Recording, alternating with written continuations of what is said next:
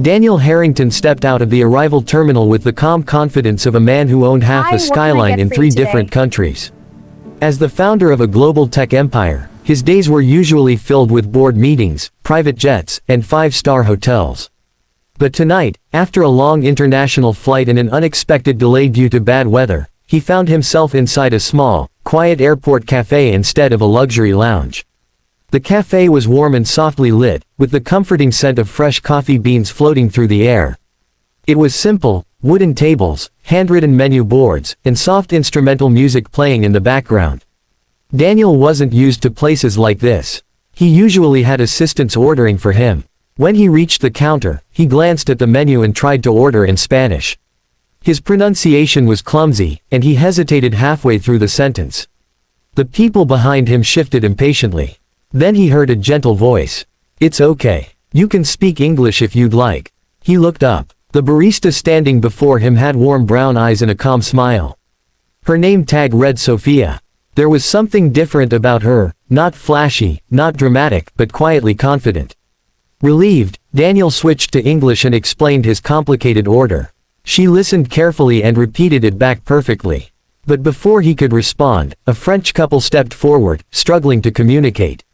Sophia turned to them and began speaking fluent French. Daniel blinked in surprise. Moments later, a German businessman approached the counter. Without hesitation, she switched languages again. German flowed from her lips naturally, without effort. Then Italian. Then Portuguese. Even Japanese when a tourist looked confused about the menu. Daniel stood there, stunned. 7 languages. Smooth, effortless, natural. He had traveled the world, negotiated international deals, and met diplomats and CEOs, but he had rarely seen someone switch between languages with such grace. And here she was, working in a small airport cafe. When she finally handed him his coffee, she smiled politely. "Anything else, sir?" "Just curiosity," he replied before he could stop himself. "How many languages do you speak?" She laughed softly. 7. "I'm studying international linguistics at the university. This job helps me pay tuition." Her answer was simple, without pride or arrogance. She didn't seem to realize how extraordinary she was. Daniel felt something unfamiliar stir inside him. It wasn't attraction alone, it was admiration, respect, fascination. For the first time in a long while, he wasn't thinking about stock prices or expansion plans. He was thinking about the girl behind the counter who spoke to the world as if borders didn't exist. As he walked toward a table, coffee in hand, he glanced back once more. Sophia was helping another customer, smiling patiently, switching languages as easily as breathing. Daniel Harrington had built empires across continents. But that night, in a small airport cafe, he felt like he had just discovered something far more valuable. Daniel Harrington had important meetings scheduled the next morning. Contracts worth millions were waiting for his signature. His assistant had already arranged a private car to take him to a luxury hotel across the city. Yet the next day, instead of heading straight to his meetings, Daniel found himself standing once again in front of the small airport cafe. He told himself it was for the coffee. It wasn't. The bell above the cafe door chimed softly as he entered. The same warm scent of roasted beans filled the air. His eyes searched the counter almost immediately. She was there. Sophia stood behind the register, tying her hair back into a neat ponytail. When she looked up and saw him, her eyes widened slightly in recognition. "Oh," she smiled, "Mr. Serious pronunciation." Daniel laughed before he could stop himself. No one had ever given him a nickname like that. In boardrooms, he was called Sir or Mr. Harrington. Here, he was simply a traveler who struggled with Spanish. "I've been practicing," he replied confidently. "Have you?" she teased. "Let's hear it." He attempted to order again in Spanish. This time, he was slightly better, but still far from fluent. She pretended to think deeply, tapping her chin. Acceptable," she said playfully. "But you still sound like a tourist." "I am a tourist," he said. She tilted her head. "From where?" Daniel hesitated. He wasn't used to answering simple personal questions. Usually, interviews and reporters asked about business strategies, not his favorite country or travel stories. "Everywhere," he finally said. "I travel a lot for work." She nodded casually, as if that was completely normal. She didn't ask what kind of work. She didn't show curiosity about his wealth or status. She simply handed him his coffee and moved on to the next customer. That was what intrigued him most. Throughout the morning, Daniel remained seated at a corner table, pretending to check emails while secretly observing her. She switched languages again and again, helping a Brazilian family, then a Japanese couple, then an Italian businessman who seemed stressed about his flight. With each interaction, her energy changed slightly. Her tone matched the culture. Her expressions adapted naturally. She wasn't just translating words, she was connecting with people. At one point, she walked over to his table. "You've been here for 2 hours," she said, raising an eyebrow. "Are you writing a novel?" "Something like that," he replied. "Research. About what?" "Interesting people." She laughed softly. "You won't find many millionaires here." If only she knew, he thought. The irony made him smile. When his phone buzzed with messages from his assistant asking about his location, Daniel ignored them for the first time in years. Business could wait. Stock markets would open and close again tomorrow. But moments like this, they felt rare. Before leaving, he approached the counter once more. "I'll probably stop by again tomorrow," he said casually. "For coffee?" she asked. "Of course," he replied. She gave him a knowing smile, as if she didn't fully believe him. As Daniel stepped outside, he realized something unusual. He was already looking forward to tomorrow, not because of a deal or a profit, but because of a girl who treated him like an ordinary man. And for the first time in his powerful, carefully controlled life, he didn't mind being ordinary at all. By the end of the week, Daniel's visits to the cafe had become a routine.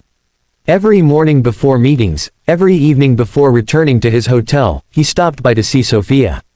What began as curiosity had slowly turned into something deeper, something he hadn't felt in years.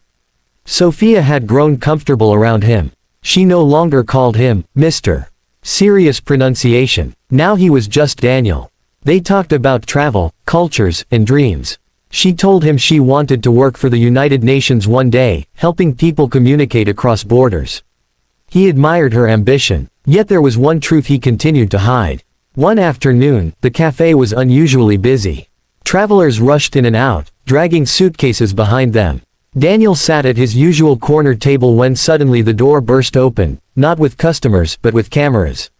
"Mr. Harrington, over here." Flashes of light filled the small cafe. Reporters surrounded him before he could stand up. "Is it true you're investing in the airport's international expansion project? Are you acquiring the airline company as well? Will this make you the youngest infrastructure billionaire in the region?" The entire cafe fell silent. Sophia froze behind the counter, her hand still holding a coffee cup. She stared at Daniel, confusion slowly turning into realization.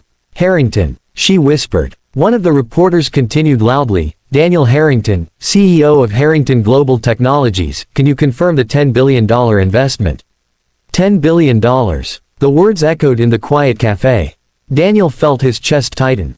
This was exactly what he had feared. He had wanted, just once, to be seen without the title, without the money, without the headlines. He stood up slowly, trying to calm the situation. "Please, not here," he said firmly to the reporters. Security quickly followed, guiding them outside. But the damage was done.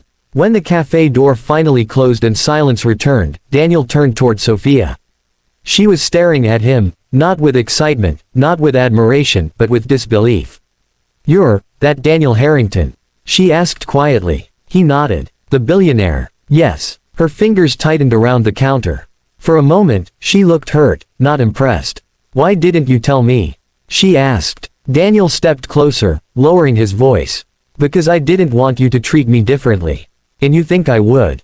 she replied. "I don't know," he admitted honestly. "Most people do. They see the money first. I wanted you to see me." The cafe felt smaller now, heavier with unspoken emotions. Sophia looked down, processing everything. All those days he had sat quietly, laughing at her jokes, struggling with Spanish, listening to her dreams. Had it all been real? "You let me talk about paying tuition," she said softly. "About struggling to afford books." "I wasn't laughing at you," he said quickly. "I admire you. I've met powerful people all over the world, Sophia. But I've never met someone who connects with others the way you do."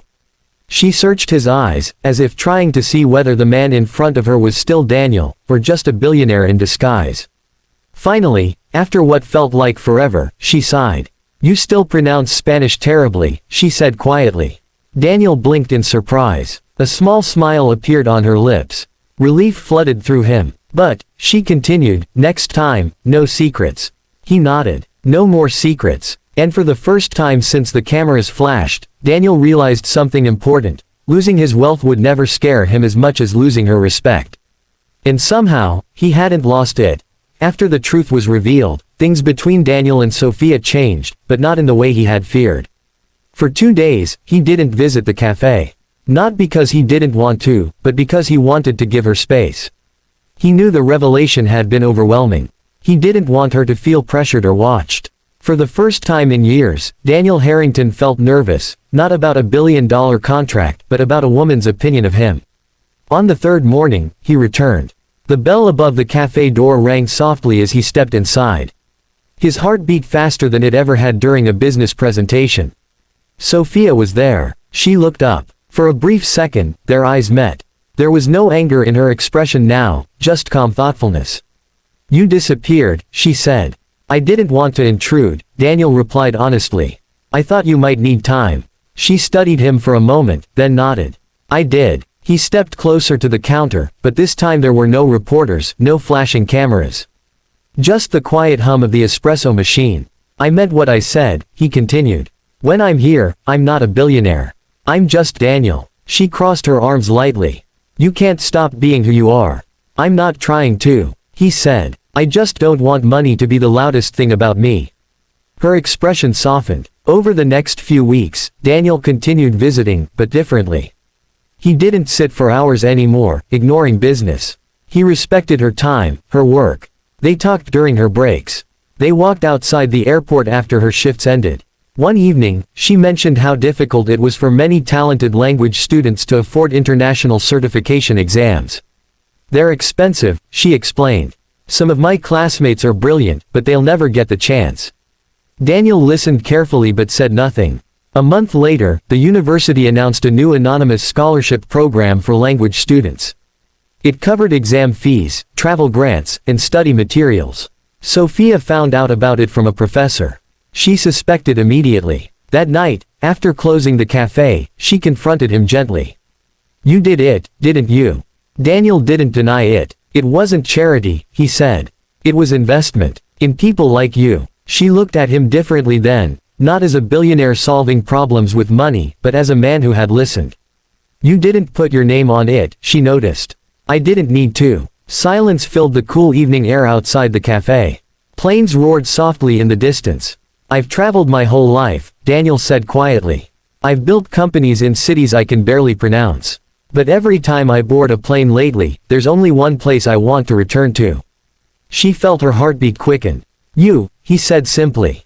No grand speech. No dramatic gesture. Just honesty. Sophia smiled, the same warm smile he had seen on the first night. You know, she said softly, switching between Spanish, French, Italian, German, Portuguese, Japanese, and English, in every language I speak, the answer is yes. Daniel laughed, relief and happiness mixing together. From that day on, the millionaire still visited the cafe often. But he wasn't returning for coffee. He was returning home. Heart.